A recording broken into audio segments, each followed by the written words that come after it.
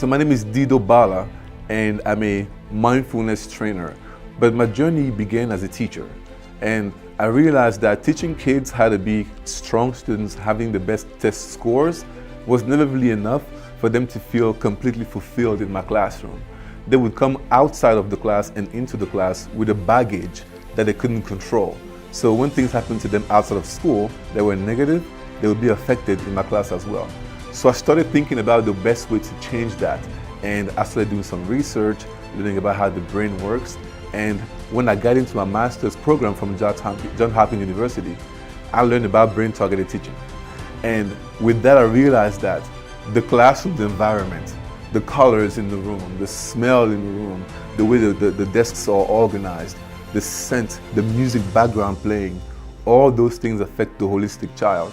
When I think about social and emotional learning, the first thing that comes to mind to me is that the special schools have realized that focusing on academics only is not enough, because many kids have high IQs, very intelligent, but they don't have any emotional intelligence.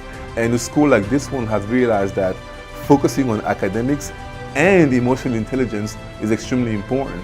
And the most important thing here is that it has to be a whole school change and mindset shift.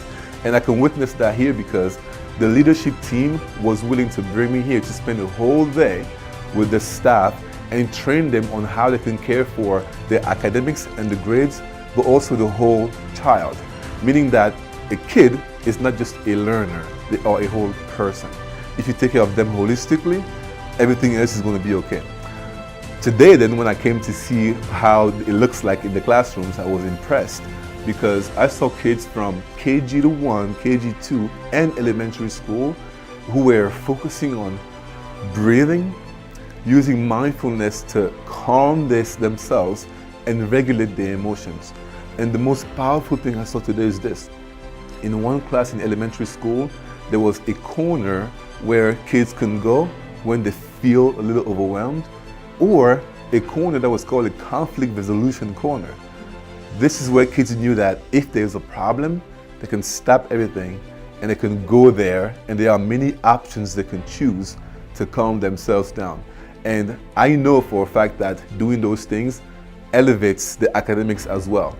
We want to elevate kids who are smart and have good grades, but also kids who are compassionate, who have empathy and sympathy and emotional intelligence. And I think that this school is a good example of that, especially because the leadership team is on board. Because if you only have one class and one teacher who, based on their personal experience or are implementing mindfulness, for example, that only changes one class. The way to implement dramatic and drastic change in the whole community is to have the buy-in from the top and have all the teachers embrace the fact that you should teach the whole child and then make that practice their own. And after visiting over 6-7 classes today, I am convinced that this school is special because they understand how important social and emotional learning is.